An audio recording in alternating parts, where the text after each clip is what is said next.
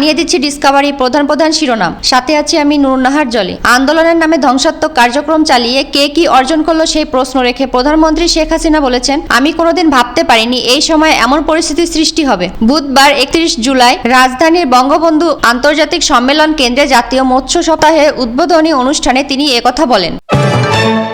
BNP, জামাত অথবা তৃতীয় পক্ষ নির্বিচারে মানুষ হত্যাকারী সে যেই হোক না কেন অবিলম্বে গ্রেপ্তার করে তাকে বিচারের সম্মুখীন না করলে দেশে বড় ধরনের বিশৃঙ্খলা সৃষ্টি হতে পারে বলেছেন সম্মিলিত জাতীয় জোট ও বাংলাদেশ লেবার পার্টির চেয়ারম্যান সেকেন্দার আলী মনি।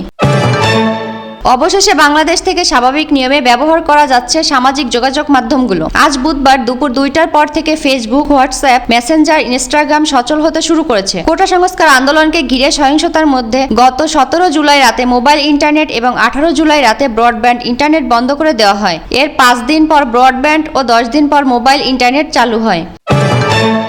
সিলেটে বৈষম্য বিরোধী ছাত্র আন্দোলনে মার্চ ফর জাস্টিস কর্মসূচিতে বাধা দিয়েছে পুলিশ। শিক্ষার্থীরা বাধা ডিঙিয়ে যাওয়ার সময় পুলিশ সাউন্ড গ্রেনেড ও কাঁদানে গ্যাসের শেল ছুড়ে ছত্রভঙ্গ করে দিয়েছে। আজ বুধবার দুপুরে সিলেট নগরের সুবিদবাজার এলাকায় এ ঘটনা ঘটে, তবে এতে তাৎক্ষণিকভাবে হতাহতের খবর পাওয়া যায়নি। কোটা সংস্কার আন্দোলনকে কেন্দ্র করে বাংলাদেশের সৃষ্ট পরিস্থিতির ইতিমধ্যে নিয়ন্ত্রণে আসায় স্বস্তি প্রকাশ করেছে চীন। গতকাল মঙ্গলবার নিয়মিত সংবাদ সম্মেলনে এক প্রশ্নের জবাবে চীনের পররাষ্ট্র মন্ত্রণালয়ের মুখপাত্র লিন জিয়ান এ স্বস্তি প্রকাশ করেন। চীনের পররাষ্ট্র মন্ত্রণালয়ের ওয়েবসাইট থেকে এ তথ্য জানা গেছে। দেশের সরকারি প্রাথমিক বিদ্যালয় আগামী রোববার 4 আগস্ট খুলবে, তবে 12টি সিটি কর্পোরেশন ও নরসিংদীর পৌর এলাকার প্রাথমিক বিদ্যালয়গুলো এখনই খোলা হচ্ছে না। বুধবার 31 জুলাই প্রাথমিক ও গণশিক্ষা মন্ত্রণালয় এবং প্রাথমিক শিক্ষা অধিদপ্তরের যৌথ বৈঠকে এই সিদ্ধান্ত হয়।